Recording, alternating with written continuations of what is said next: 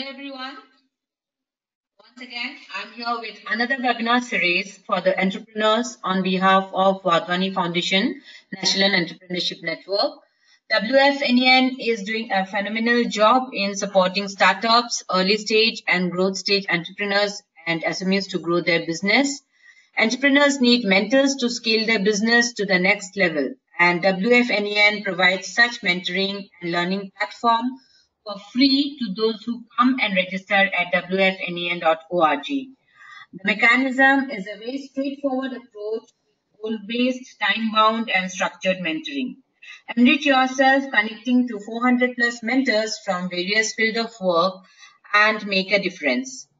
As we begin, I am so pleased to be with you and to have the chance to introduce our speaker, Ajit Khurana, a renowned name in the startup world.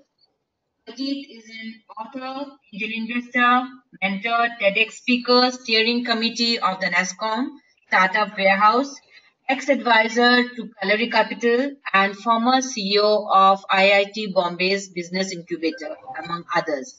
Recently, he was also part of the team that created the TV show The Wall.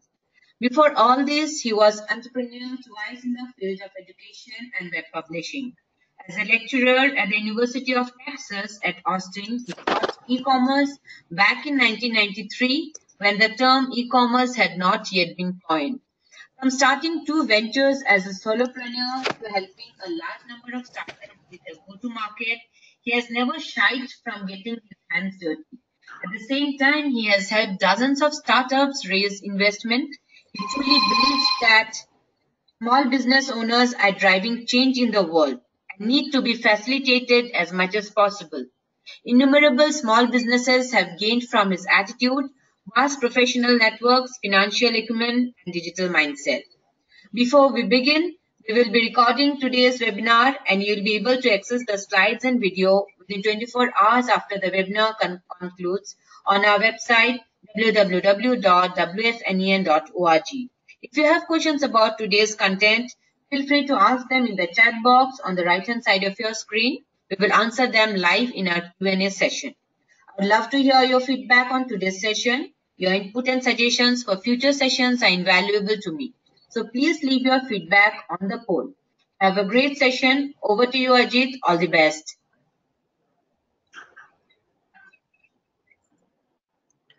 Thank you. Thank you very much. It's a delight being present here with everybody. I can see that we have like a couple of dozen to 2-3 dozen people online already. So for those of you who are well versed with how this works, you will see that on the right side you can probably access the chat option. So I'm just send a couple of chats out so we know that you are totally engaged with us. In any case, I'm about to start talking about the topic for today, and that is this: what you don't know about the way VCs think. Now, this topic is probably a little gimmicky because how do I know what you know and what you don't know? But the intent behind this topic was that we have all heard the usual things that people tell us. We have all heard about what people say VCs want or what they don't want, etc. But what tends to happen is that if VCs operate in the way we think that they do, then why is it that they don't give you money? Clearly, there is something limited or limiting in your thinking which is stopping them from funding you, and those are some of the things that we will explore in today's topic. My session is going to be actually pretty simple. I'm going to show you all my slides in the next 1 minute, then come back and go down slide by slide so you can prepare, because this entire session is going to be about half an hour long, followed by about 20-25 minutes of Q&A. So that is an investment of close to an hour by the people who are online, which I think is a very substantial investment of time. And since you are going to participate with that much time, it is only reasonable if I tell you what it is that you are in for, and then you can plan the rest of your hour that way. So I'm going to talk to you about how to view funding, okay, and why some of us who might be in very early stages or just might be aspiring for funding may actually be thinking of this all wrong. I will talk to you about how, pretty much like you treat customers who buy your goods or services, you should be treating your investors the same way, because they also buy your shares, and to that extent they are your customers. I will tell you about thinking like the investor. Like, so you are thinking about what you want and what the investor can give you, but what does the investor want? How do you think about that? And only when you appreciate the thinking of the investor will you actually be able to make sense to them when you talk to them. Of course, we have heard of things like team, market size, traction, and some of the other usual things. What else do VCs care for that we are missing? And that's it. Then we move to Q&A. So with this basic framework in mind, let me just give you one little disclaimer and then begin talking about the first topic at hand. The disclaimer is that I do not believe that funding from a venture capitalist or otherwise, I do not believe that funding is what entrepreneurship is about. I do not think that the success or failure of a venture or an entrepreneur is directly correlated or should directly be correlated with whether they are able to raise funding. If some of you are going to be entrepreneurs only if you manage to raise funding, I frankly don't appreciate that way of thinking. And I believe that you should be able to create value which goes beyond whether an investor comes in or not. I do think that investment and investors play a good role, and that is in terms of scaling things, in terms of enabling things which might not have been possible without money. But it does pain me when I see entrepreneurs largely think that entrepreneurship is equal to funding and funding is equal to entrepreneurship, and neither do I subscribe to it, nor do I forgive it, and definitely that is not the objective of this webinar. So you want to think hard about how it is that you view funding, how it is that you view your roadmap, the milestones that your organization will have when you are going through this entire journey. And there better be many more things other than funding. Having put those disclaimers and initial thoughts in place, let's move ahead to this. Those of you who can see the screen, let me tell you what this is about. Often what I feel is that when entrepreneurs go and talk to investors, and let us say things either don't work out or the entrepreneur doesn't know whether or not they'll work out, they feel a little disappointed. They feel, I have done so much, I have achieved so much, I have developed this great product, service or offering, I have gone ahead and got some customers, I'm doing some things which either nobody in the world is doing, or at least I'm doing them in a way which is somewhat unique. Why is it that this guy, the investor, is not appreciating that? I can understand the frustration. I have been with many entrepreneurs who have expressed that frustration. The point is that this is not a competition. Maybe you did something which was phenomenally creative and innovative. This was not a competition about whether you were creative or innovative or not. This was not a competition about seeing who worked the hardest. While creativity, innovation, and other such factors might be important. In fact, they might be critically important to the success of a venture. Merely the presence of these factors does not mean the investor is interested. Please understand the word investor. And what I'm going to do is I'm going to briefly just move to my webcam so that you can look at my face and I can expressively tell you what it is that we are talking about here. Please understand that what we are talking about is investors. And what is an investor? An investor is somebody who invests to make more money. Now, you may, for instance, do the most stupid business in the world, the most ordinary business in the world, but an investor feel that you are going to make money, that is good enough for me because my job. See, I'm not a government promoting entrepreneurship. I think VCs entrepreneurship, but because they money in the system. My job is I'm not your friend that I will motivate you and say, oh, my child, you've done such a great job. Probably VCs motivate as well as demotivate entrepreneurs, but that neither of those are objectives. They just happen along the path. The key, the primary thing here to understand is that VCs are in this business to make money. VCs are venture capitalists. They are investors because they want to make money. And as a result, as I showed you in this slide, this is not evaluating you as a person, your hard work, your whatever. It is only evaluating whether by putting in 100 rupees into your company, the investor will make 200 rupees or a certain multiple of that. If you can keep this in mind, you will probably be 20 VCs. It is not as if all 20 will necessarily say yes or all 20 will necessarily say no. There are obviously situations where people get rejected by a bunch of VCs and then somebody goes and invests in them. Some VCs that they find you suitable It is not that some are more or less intelligent, or the more intelligent guy invested in you, or shudder, the less intelligent guy invested in you. It is to do with, what works for this VC. So I have friends who have set up funds where they primarily want to focus on consumer products, consumer goods company, consumer brands. I have others who will not even touch a business on B2B clients, enterprise software.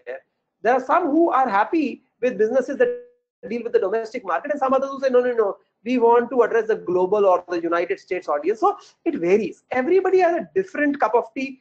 You go to a tea shop today, and there are like 20 varieties of tea, where everything is a tea. So when it comes to investment, I'm sure that you can understand why.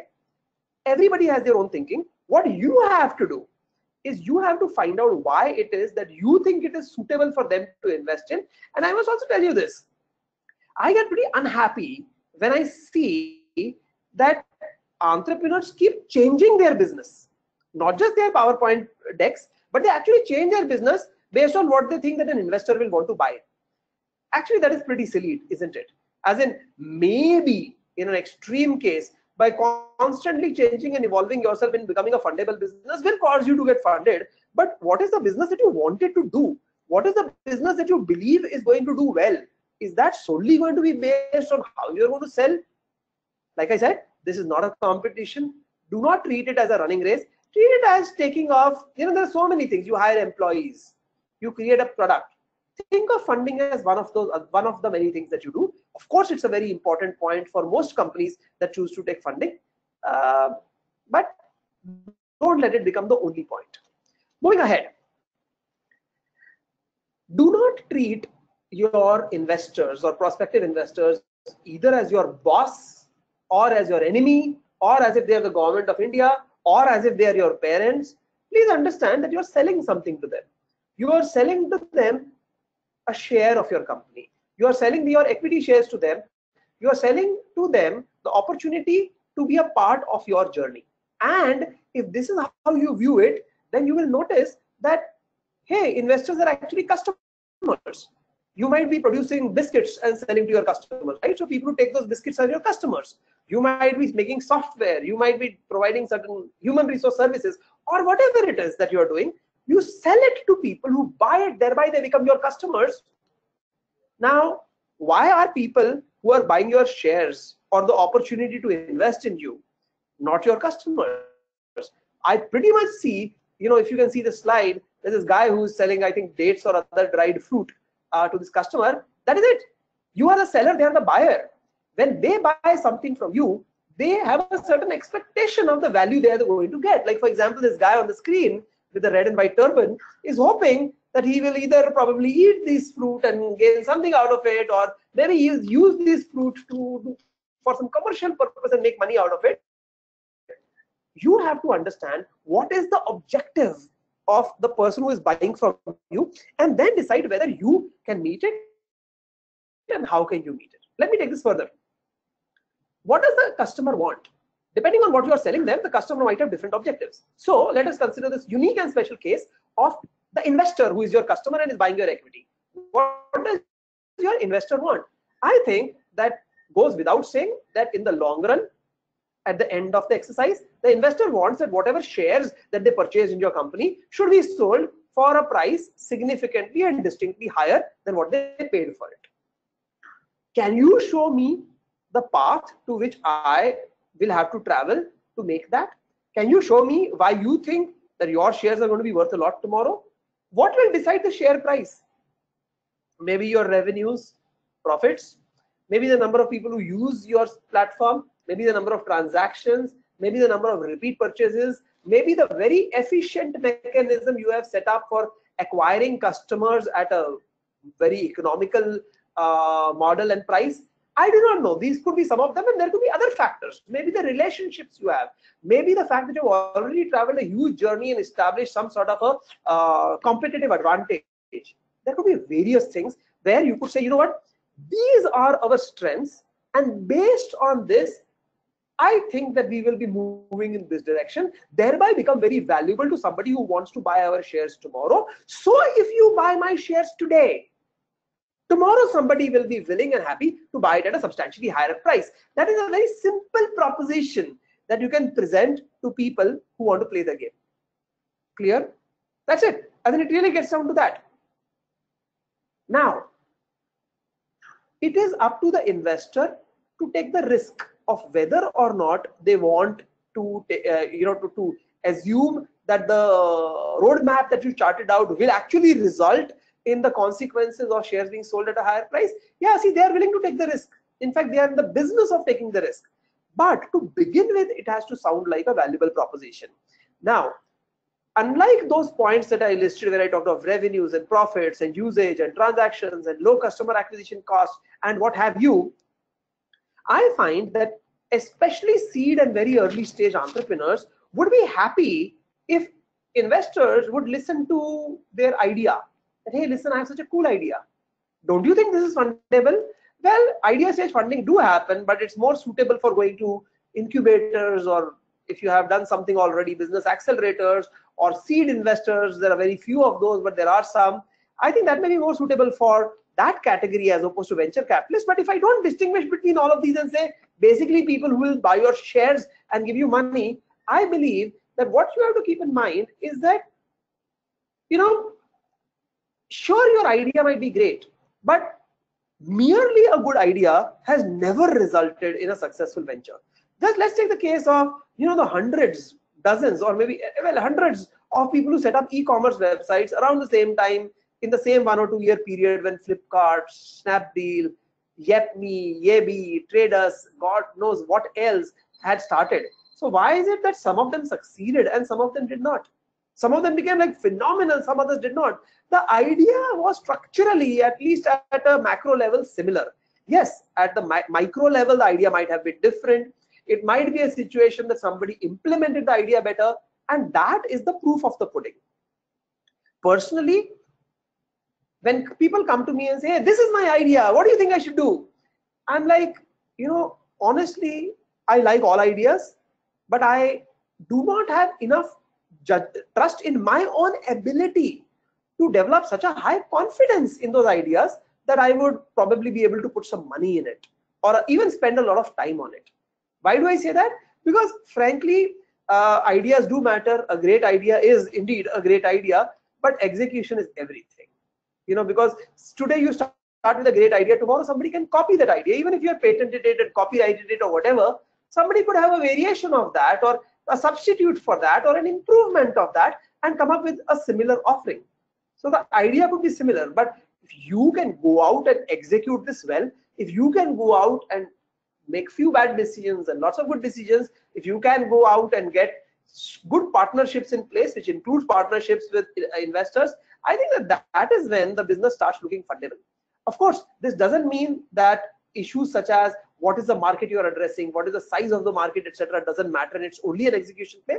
For instance, some businesses could be non-fundable in the venture capital model, which does not mean, see, there are various forms of investments. Today, the fact that I'm focusing on venture capital kind of investments does not mean that that is the only type of investment available. Your uncle could give you money to set up a restaurant in your neighborhood, right? That is not venture capital. You will probably give your uncle a certain percentage of your daily collections.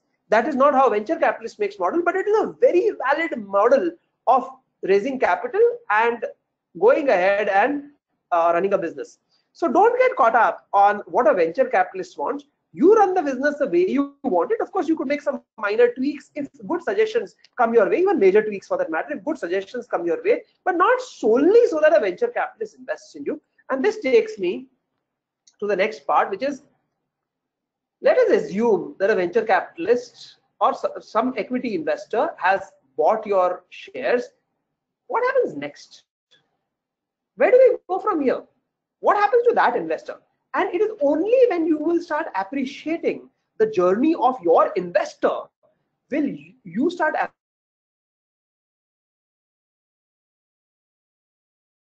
making that decision in the first place. It is only when you know how your customer, and here I am not distinguishing between customer and investor, because as I showed you 2 slides ago, or rather right here, that your investors are your customers in a sense because they buy your equity. It is only when you realize how it is that your customers think and what it is that they want to do with what they buy from you and what their aspirations are, will you be able to be a good seller. In this case, selling of stake in your company. Let us try to understand. Let us assume I'm a venture capitalist, which by the way is not really true. I have made angel investments in the past. There was a time when I was a very active angel investor, which again is no longer the case. But let us assume for a second I am a VC and I'm going ahead and making an investment in your company. What am I hoping will happen? Think of it, though, if we got really to splitting hair, I'm sure we could come up with 20 answers, but there are only 3 fundamental answers to how does a VC make money. The VC makes money by selling your shares. This happens in usually one of 3 ways. Either there are later VCs or later investors who buy shares from the company and they also buy shares from the earlier investor. So this is called a secondary sale, namely earlier investors selling to later investors. Whether we like it or not, this is one of the most common forms of exit. Exit is a situation where a VC sells the shares that they purchased in a company.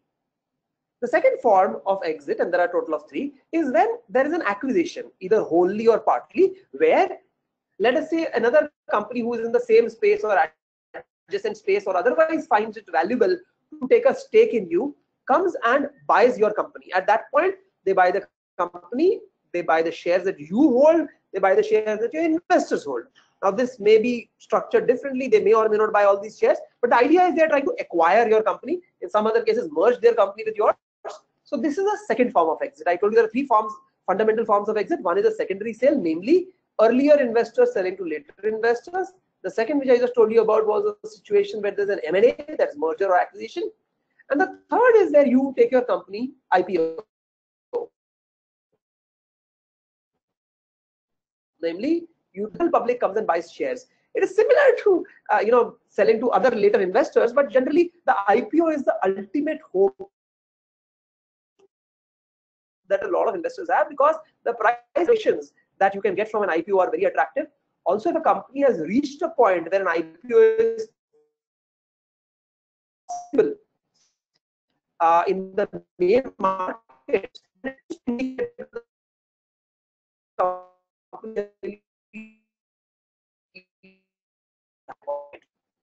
so it's what an investor wants.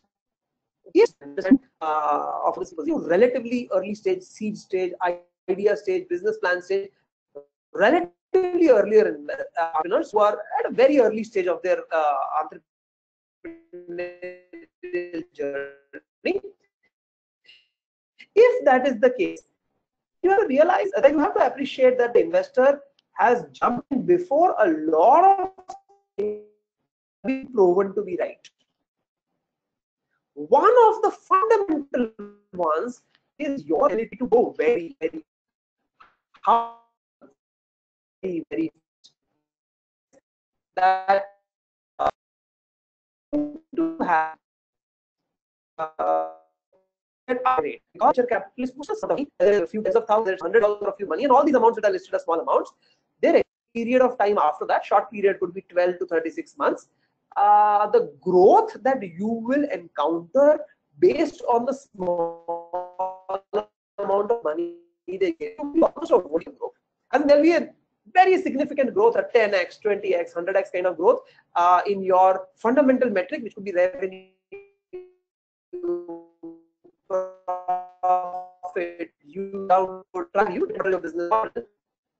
Does your business have the ability to grow at that pace? And if you grow at that pace, what does it do? You still manage to require the business. The reverse happens. Things just absolutely when it moves fast, its outcomes tend to amplify. So suppose control of where their cash is going, they lose control big time. Some of their brand starts growing to become because starts hearing of them. So whether it's a positive outcome or a negative outcome, the money that the venture capital for your vehicle, namely just causes you to accelerate very, very fast. Now, when we say accelerate, the word accelerate usually is a positive word, but I have seen that acceleration can happen in any direction, right? That means you can accelerate down the hole and kill your company. You can accelerate all your mistakes and just not be a feasible company. Or of course, the desirable outcome that you can accelerate the growth, the brand salience, the customers, the transactions, the revenue, the profit. You can accelerate all of those and of course move to a higher level. But the important point is, are you mentally ready for that kind of a commitment?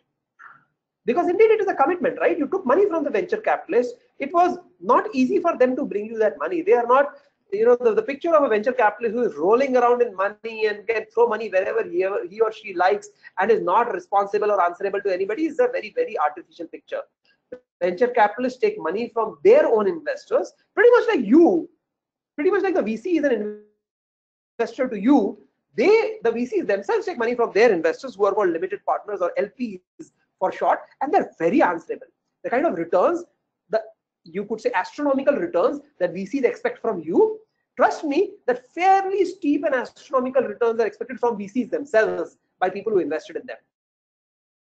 So that is the journey you are committing to take. This is very important to understand. A lot of people, once they raise money from VCs for all the right reasons or the wrong reasons or whatever reasons, once they raise money from the VC, what tends to happen is that they don't know what hit them. It almost becomes like, it has become a slippery slope where they're going from one part to the other part and things are happening too fast, and there could sometimes be a sense of loss of control. There could be a situation where it is not just a sense of loss of control, there may actually be a lack of control, and this is where a lot of people blame VCs for coming in and killing the companies. I think that while it is true that a presence of an equity investor who is trying to accelerate your business at a very high pace could end up also accelerating the death of the company, the demise of the company, the fact is that that is the game you chose to play. So if you are playing a game where you're taking growth capital, where you're taking rocket fuel into your car, then you don't talk about why your car is driving so fast. You chose to put rocket fuel inside. Namely, you are committing, not just choosing, you're committing to grow your company at a very high speed. And when you grow something at a very high speed, the risk of the company tends to increase, at least in the near term. My opinion is that companies who take equity funding do become a little more risky in the short term because the requirements of high growth just come as an additional requirement on their shoulder.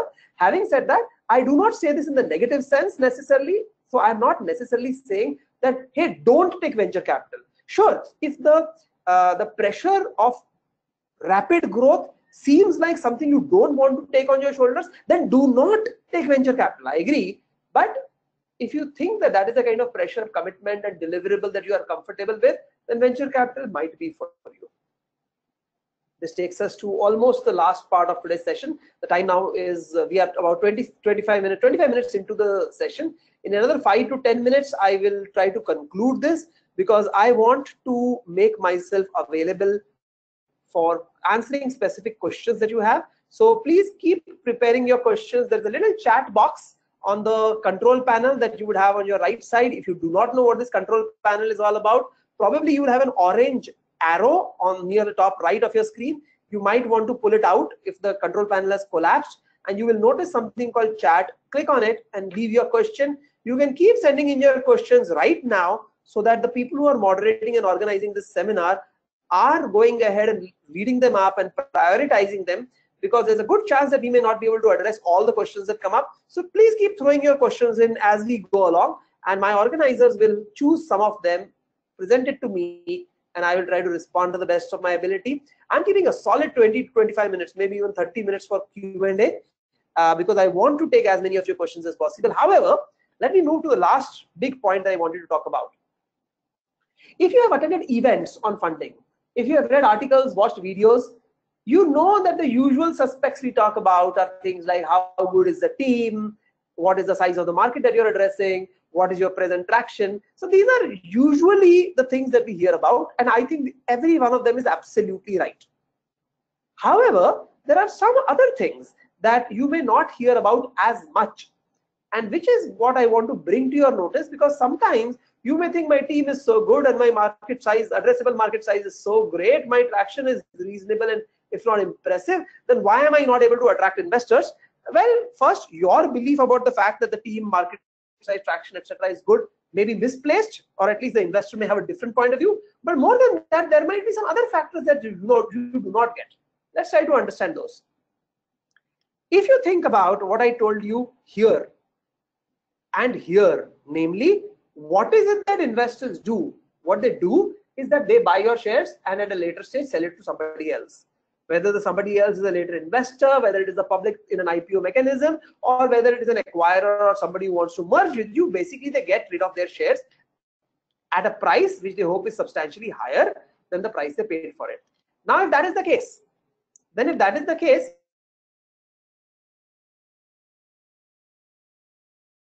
what are the other factors that investors would look for? One is that the capitalists as well as other equity investors, especially if they for time. So some VCs would find that they may be able to sell a very deep core tech-based, deep technical intellectual property, and probably because they have buyers or relationships or a history of transaction. So this sort of VC might be more interested in that. Another VC could probably be investing into consumer goods, consumer brands, companies, product managers, the category leaders, etc., to acquire those brands. Still, others might be very happy to help themselves, and hence you get capitalists comes with a little different background. Hence, there is a different sweet spot. So one of the easiest way to try to get some sort of an idea about what their sweet spot is to look at the portfolio of companies that they have and ideally focus on their most recent transactions, because the sweet spot of investors also could keep evolving and changing. So look at the buckets that they have been investing in, and that is what I think you should target VCs who seem to be targeting spaces similar to yours. Now, please understand, spaces similar to yours does not mean companies identical to yours. In fact, it may be that in most cases, VCs do not invest in companies that are competitive with their earlier investment companies. And there are some exceptions to this. Let me not get into those advanced topics, but largely it is expected that a VC would not invest in a company where they have a conflict of interest or a similar company that they're banking upon, because some bad outcomes could occur or some discomfort could occur. But let me not get into the technicalities of that. In light of that, you do not want to go to somebody who invested in your direct competitor. Of course, if you're in a much later stage, you're Ola cab and Uber, various things could happen. If you're a Flipkart or a Snapdeal, some things could happen. But since we are talking of very early stage venture capital and equity investment in this webinar, probably the investor, the venture capitalist investor, and this may not be true about angel investors, but the venture capital investor who is invested in your direct competitor is the one person that you may not want to ever go to at all. Having said that, if somebody seems to be investing in cloud infrastructure and they've invested in companies who are in the cloud infrastructure place, but not competitors of yours, they could present to be good options because they tend to like that sort of space. If somebody invests in a media company and you also have a media company, though not necessarily competitive with what you do, then that might be a good one for you to look at. So try to find a sweet spot. But that is not the only thing that you don't necessarily know about, because here's the thing. I think first and foremost, any equity investor is driven by the comfort level they have with the entrepreneur. Now, this does not get captured in any objective criteria, but I must say, and probably I'm being prejudiced by the fact that this is such an important criteria for me. I do not think I'm being prejudiced. I think this is true for everybody, but it is definitely true for me that if I have a discomfort, my fear tends to be, and listen to this carefully, my fear tends to be that A, there's always this big risk that the company will not grow or perform in the way that I thought it would. But B, and this makes it much worse, that what if the company performs well and I still do not make money? What if this is like a great performing story and despite that I don't make an exit? That is really pathetic, isn't it? I bore the risk worked out in my favor, The company did well. It now has great traction, customers, users, revenue, what have you, and still I'm not making money. Now, this is where if the investor feels that we will be able to develop a rapport with the entrepreneur who will then help us navigate this entire journey, who will then help us go ahead and find an exit and maintain a good relationship with us, I think that is where I have talked to any investors East, and they have said, you know what, I really don't care about how great this company's plan is, etc., because this entrepreneur is never going to let us make money. What does that mean? It means that we are never going to be able to work with this entrepreneur. He or she is too opportunistic and will only interested in us until that moment at which point we give him or her money. And at that point of time, when the next round comes and a very bad deal is being envisaged for earlier investors, namely me, then the entrepreneur will totally have no sense of fairness and will leave me high and dry. So that is extremely important. You need to understand, like I said here, that you need to understand what the investor was expecting you to happen as a result of your of the investment, and then when you are presenting to them, you should the roadmap that you're showing, the journey that you're showing, the milestones that you're talking about should seem like the kind which fulfill the requirement of the investor, right? There are obviously many more points that we can discuss. I have often seen situations where two different venture capitalists might have diametrically opposite views about the likelihood of success of a business. I have seen businesses which have been rejected by dozens of VCs. That means probably if they were fundraising in India, they were exhausted almost all the VCs in India, and then suddenly go to some other place, China, Croatia, or Silicon Valley, and they find that that investor goes ahead and there is an investor there who is very happy to invest in them. So obviously everybody has a unique way of thinking. I think you should think of fundraising as a very difficult selling exercise. I also hope that you understand that the event of funding is an exceptional event. That means at least statistically, one out of a large number of companies which begins the journey of funding actually ever gets funded.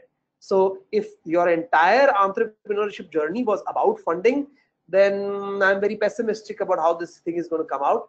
But if your entrepreneurship journey was about creating a product or a service, coming up with something that people enjoy, love, and want to pay money to get, I think you'll do well. And if not today, maybe tomorrow somebody would be willing to fund you. And if it is not a venture capitalist or even an equity investor of some sort, probably some other kind of funding would come your way. And I think that is probably the best and healthiest way to look at this. With that, you guys have been exceptionally patient, and I can only admire your patience for this. The number of people who are on the on this has only gone up. We are at about 50 to 80% more the number of people than when we started out with. So now what I'm going to do is I'm going to move on to taking your questions if you have any. Apparently I have a poll going on here, so you guys can think about whether it was excellent, good, average, below average, or poor, and go ahead and do it. They are not allowing me to rate myself, otherwise I would have done that too. Go ahead and finish your poll, and at that point of time we will do a little Q&A. I will request the organizer to come in with certain questions. If we are lucky that all your questions have been answered and there is no question at all, in that case the organizers can ask some questions, or I can come up with some questions that people usually tend to ask in this situation. But it would be fantastic if the audience, the couple of dozen people who are online right now, are going to go ahead and ask those questions. I'll be very, very happy to respond to you. Over to you, good folks at the National Entrepreneurship Network, which I think is absolutely fabulous. I'm very happy to have you guys here and help you in any which way I can. Thank you, Ajit. Thanks a lot. Yeah, I have a lot of questions pouring in, and I am just going to take one at a time, and hopefully we just can sum up as early as possible on those. So first question I'm going to take from Sandeep Kumar. What are the few books that you recommend on reading the basics of venture capital or investing for a rookie to learn more about the nuances and technical stuffs of the fundraising process? Okay, so here's the thing. You want to basically get better at it and you want to read more stuff. I appreciate that. The thing is that unlike, let's say, if you wanted to understand investment or how bank rates work, etc., I would recommend a book on macroeconomics to you. I think that I don't have a book in mind, though I'm sure there are a couple of elements that I would request you and encourage you online. You could actually go to some of the resources that are the only thing. You could also go and read local news publications which specialize in the startup space, such as yourstory.com, vccircle.com, ink42.com. There are certain international ones who operate pretty intensively in the Indian areas, such as E27, that is E27.com, there is techinasia.com, and I personally read all of these and I'm very interested in them. Sometimes, especially if you're in the early stages, you will find there are words that are being used which you don't understand. So for example, suppose I'll just give you a very advanced one, that there's a discussion around term sheets and somebody talks about how there is this thing called the drag along clause or the weighted average ratchet or something which you find bizarre. That would be a good term to Google. In fact, if I look at my earliest days of angel investing and I wanted to find out about all of this, I spent hours, in fact, sometimes whole nights reading about stuff. And I would find myself ending up on websites such as investopedia.com to read definitions. I would find myself reading sample agreements, sample documents, so that when I am faced with those documents, I find myself equipped to respond to the things that I would want to see in them. But yeah, that is so I appreciate the fact that you want to learn. I didn't learn from books, so I'm not able to list any, but I read these online websites, publications, and I read them all the time. As in, I read them for days, weeks. I stayed up nights, like I said, and I did okay. So I hope you will too. Thanks, Ajit. Next question from Gaurav Parashar. He says, Exam Bazaar is a coaching class discovery and discounting platform based in Jaipur. We are currently bootstrapped and do try to speak to the VCs over phone or Skype and utilize every opportunity we get. Do you have any thoughts around staying actively connected with VCs and other investors while sitting in a non-active city like Jaipur?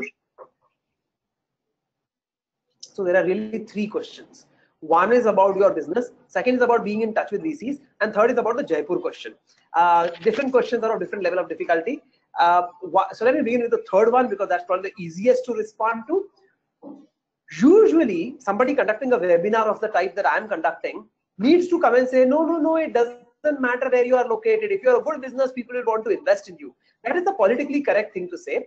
But if it were actually true, then why is it that three cities in India, Bombay, Bangalore, and Delhi, why do these three cities account for like what 80-90% of all the fundings that happen? There are like dozens and hundreds of other cities. In fact, even major cities, there is Chennai, there is Hyderabad, there is Pune, there is Kolkata, and then we start listing the Indores of the world, and I'm sure we'll reach Jaipur also. Why is it that the number of fundings happening there are very low? The fact is that venture capital, the business of venture capital, is also a very difficult business. I know that the impression of a venture capitalist who just has all this money and sits and plays God and becomes a judge and throws money in one direction or the other, which sometimes I would say even the media has helped create, it's not actually true. What is happening is that these guys have to work very hard, and if suppose somebody is located pretty remotely, it becomes a little tougher to do things like due diligence, set up meetings, etc. It is pretty much like, think about it this way. Suppose there is a restaurant in your locality which is fabulous, but there is another restaurant which is better, but it's 100 kilometers away. The likelihood that you will as easily go 100 kilometers away is not as high. I don't want to discourage you, and luckily in today's age of communication, Skype, phone calls, online sessions, distant methods of initiating relationships. Of course, once a relationship is initiated and then you feel that more discussions have to be done, I'm sure that neither will the VC have a problem coming down to your place, nor will you have a problem going to the VC, right? So I think that it is not a serious handicap. The bigger handicap might be that had you been in, let's say, a city like Mumbai, which is where I am located, or more so Bangalore and Delhi, probably you would have been running into these venture capitalists. Probably you would have been meeting them and developing a sort of informal relation with them, which you may not get. But you also have advantages, right? So I know businesses that are in Indore, I know businesses that are in Jaipur. I'm an investor in a business that is in Indore, and there are certain advantages you have in terms of real estate pricing, in terms of employee cost being much lower, etc. So there are always going to be pros and cons. I don't think that even if there is a con, it is so severe that it should destroy your business or lead you to not getting funded. As far as that thing about you keeping in touch with VCs is concerned, I find it a little odd. If there is a specific VC who periodically is getting onto phone calls with you, this can only mean one of two things. Either you're at a very advanced stage of discussion that they're giving all that time and attention to you, given that, like I said, pretty much like your business, even the VC business is a difficult business.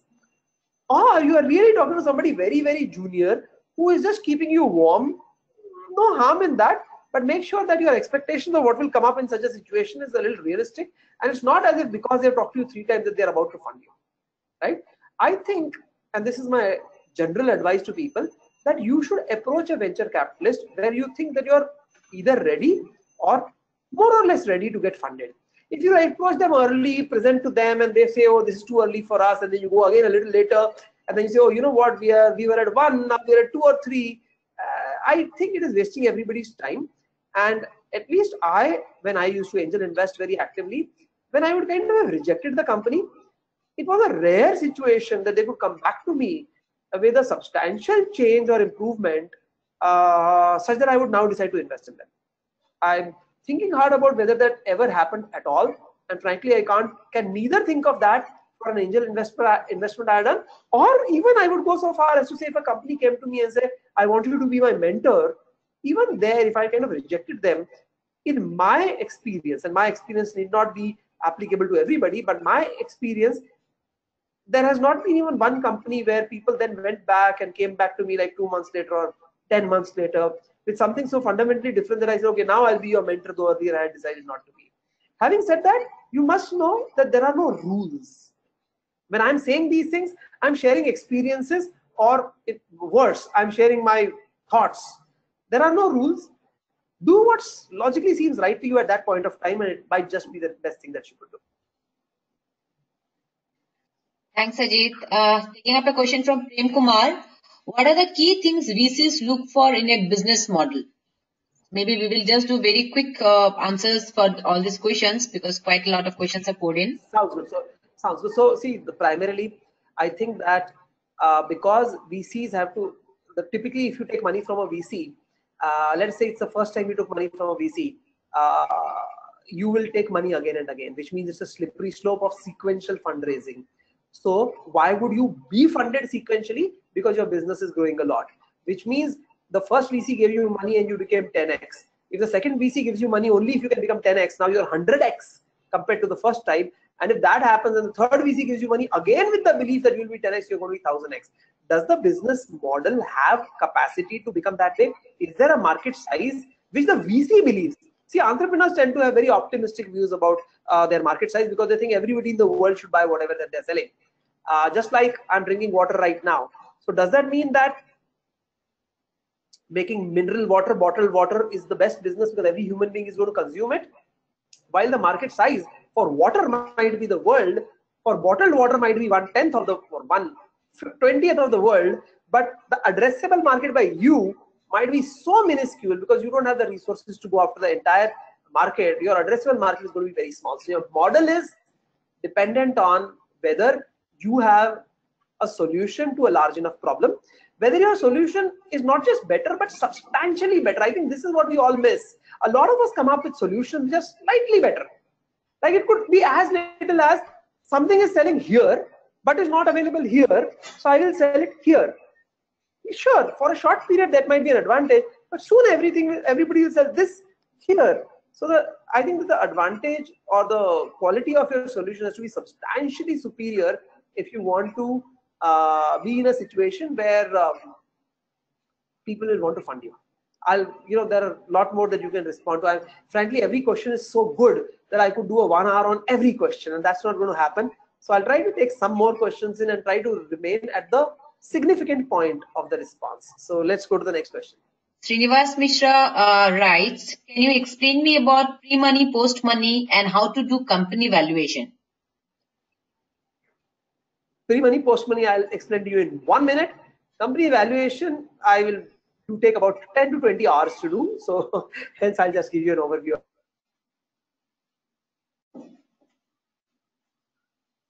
Usually decide that your company today is worth 10 crore rupees. Let's take smaller numbers. Your company today is worth 100 rupees. Based on this 100 rupee valuation, I decide that I, the venture capitalist, am going to give you 10 rupees as an investment.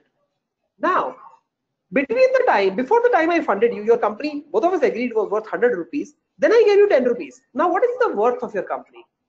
Nothing changed. So that 100 rupees remain 100 rupees, but you also have 10 rupees, which I have given you. So your company is now worth 110 rupees.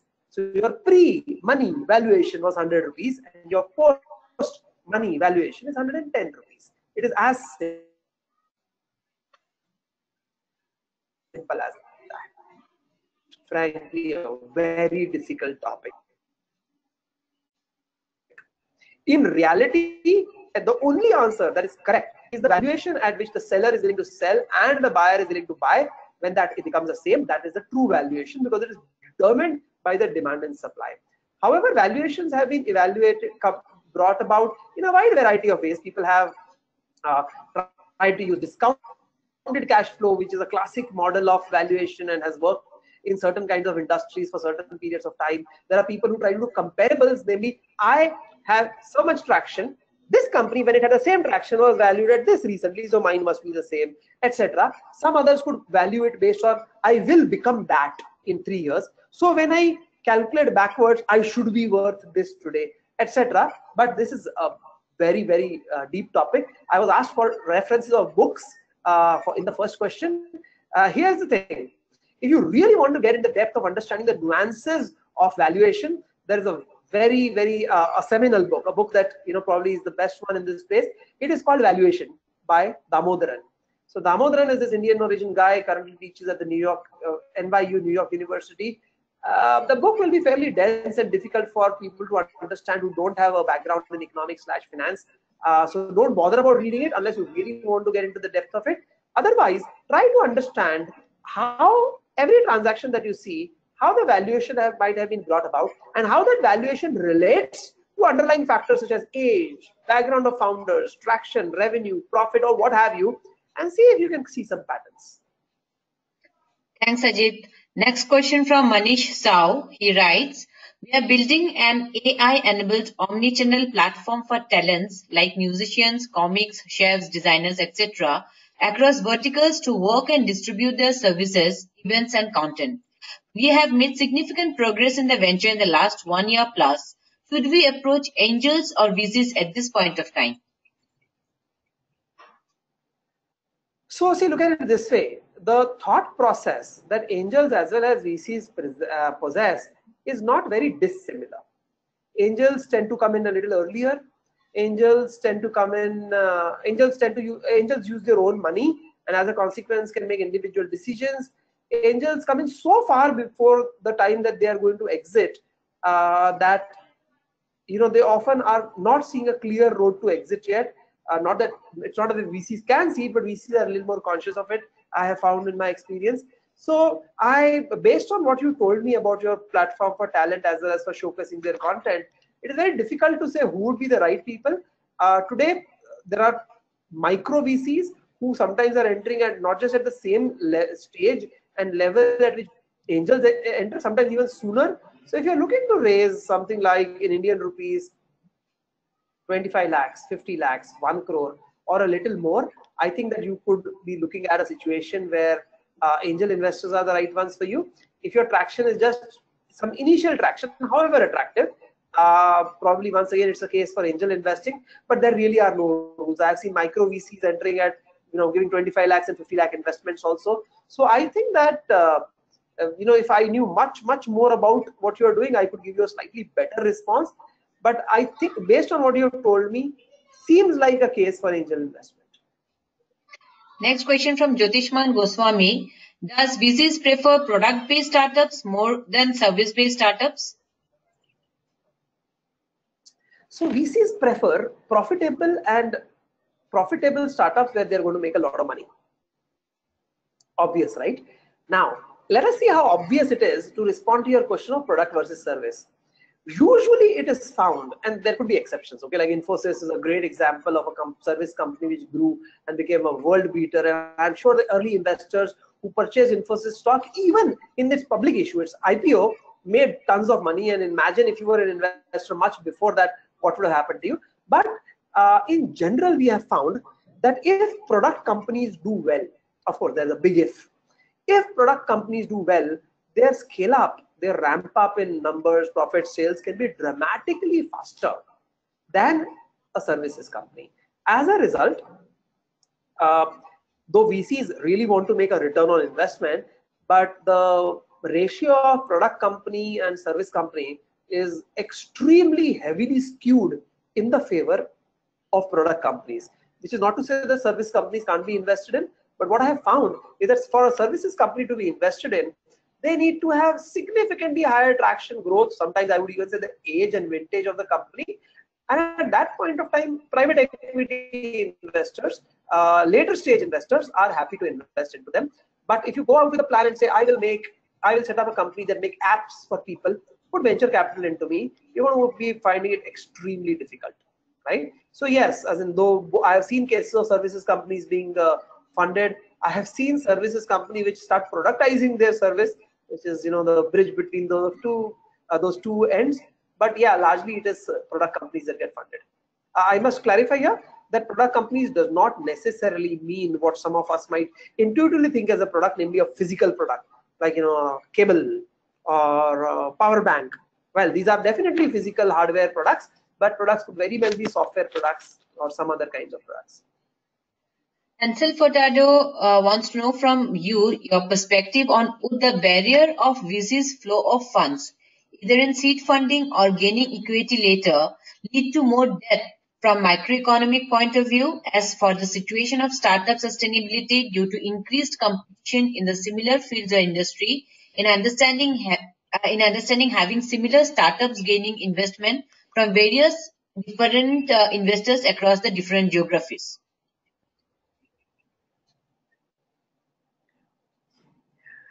Yes. I know that one word answer did not convey, but frankly, your question was too complex. Yes. Okay, which is why Sulakshana was reading it out, hoping that though she has not fully understood the question, once she reads it out to me, I will fully understand it. And guess what? I did not. Yes. So you know what, Ansel, I'm so sorry, as I did pick up some of the stuff that you're saying, and I got an idea that it was a very nice analytical question. Quite unfortunately, I'm not getting what you're asking, so we'll move to the next question. Okay, so the next question is from Lazarus Dias. How does an entrepreneur value his business and decide how much equity to dilute? How much money he gets versus how much equity he dilutes? Okay. So see, here's the thing. A moment ago, I did talk of valuation. Since this question has come again, I'll view it in an entirely different way. So earlier, I told you that valuation is basically the number at which transaction happens, and that's only fair valuation, though there might be some mechanisms and processes to come up with it. Now let me take a very different view, since this is question number 2 on the same topic. I think that if you look at 3 variables, how much money did you raise, how much equity did you give away, and what is your valuation? So for instance, if you raised 1 crore rupees, and at the end of it, the post money, as I had described, the shareholder has 10%, that means your value at the end of this was 10 crore rupees, because 1 crore is 10% of 10 crore. So there are these 3 numbers which are interrelated. Likewise, I could say you raise 1 crore rupee at a 10 crore rupee post money valuation. Hence, you can compute that since 1 crore is 10% of 10 crore, you have got a 10% dilution. I think that instead of getting into this algebra and arithmetic behind it, let's try to stay a little logical. Try to find out that if you want to grow substantially, what does substantially mean? 10 times, 20 times, more than that. If you want to grow that much in a short period of time, how much is a short period? 9 to 18 months. Again, see, all these numbers are example numbers, okay? You decide your own numbers. So let's say you want to grow 10x in a period of 1 year. How much money will that take? So let us say you decide it's going to take me 50 lakh rupees. So that is the amount you're going to raise. So this number has now been arrived at. Now, this number, namely, what will be the percentage you'll give? well, you will try to give as less as possible, right? Of course, overinflating your valuation in earlier days can actually lead to negative outcomes, because later you won't be able to sell even at that price just because you found, let us say, a very, very sympathetic investor earlier. But largely, your impression would be to lower the amount of equity you give. That means enhance your valuation. So that is it. I think that the fundamental thing you should focus on is what do you want to do with the money, and how much money will you need to achieve what you want to do with the money. Then try to get a good valuation, try to get a good percentage. This really is how you go about it. If you say, you know what, I want a $1 million valuation or 100 crore valuation, what good is that number if it doesn't achieve the purposes or doesn't give you the amount of money? Just as an example, suppose I give you 1 rupee today, and I say in return give me 0.00001% of your company. You probably are at a 10,000 crore valuation, but was there any of that of any use to you? I think not. So I think that focus more on what you're going to use the money for, and then go out and get a valuation as close to what you think you would want to get. That might be the best approach. We can have another maybe 2 or 3 questions. So this is from Karthik Karpate. He asks how to validate the idea and valuation of it, and how to get to investor. Okay, so there are all these accelerator programs. There are all of these programs which help you think through your idea. Probably even some of them may help you validate it. It depends on what stage you're at. In my case, when I would invest, or at least in the later years of my investment, where I thought I was a little smarter as an investor than I was in some of my earlier years, I found that the only idea validation that I would accept was really customers buying your product.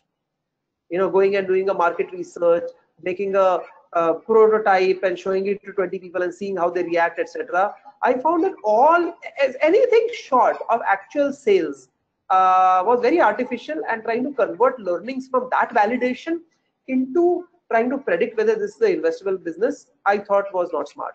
Of course, when you're talking of venture capitalists, they tend to come a little later than angel investors, except if they are seed venture capitalists, etc. So by that time, I expect you would have some significant traction, or you would have some traction at least. So the idea validation would largely have happened. The scale validation and team validation and all will of course remain to be done. But I think that nothing can beat the proof of the pudding, which is in the eating. Namely, go out and do business. Don't wait until your product is the absolute perfect final product. Of course, you have heard of the concept of an MVP, which is a minimum viable product. Everybody knows what product means. Everybody knows what minimum means. It is a viable where we don't spend enough time.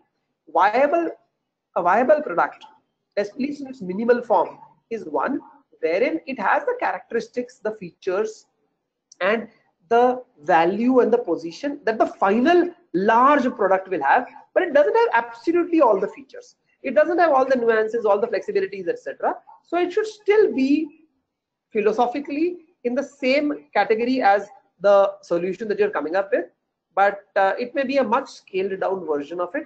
Go online, you can see the MVPs or early models of several products, such as, for example, if you use Twitter, you can see what Twitter looked like when it first went to investors, and there are other such examples online.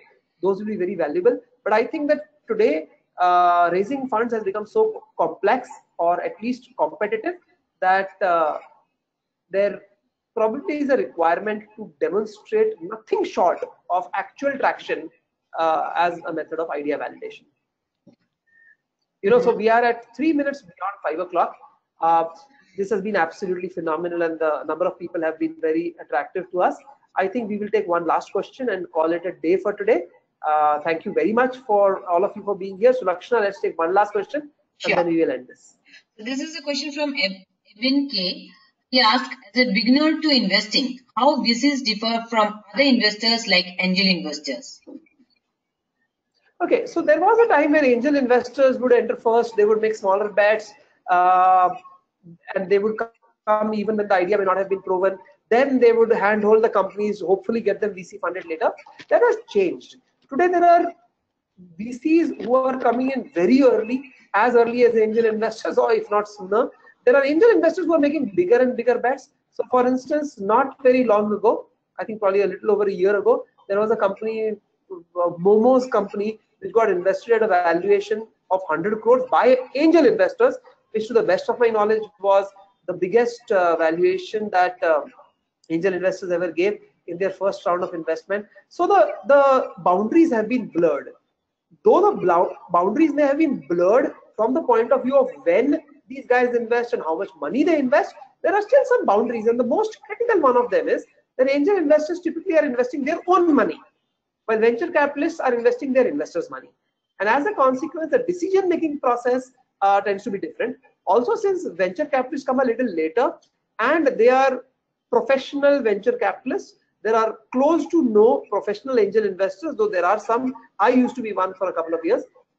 For that purpose, often the requirements that a venture capitalist has might be a little more rigid than what an angel investor has. Especially as a category, there might be some angel investor or the other who will like some idea, while venture capitalists might be so caught up about whether this can scale to a point where a much later stage VC would still invest in it, that they may not like that idea at all.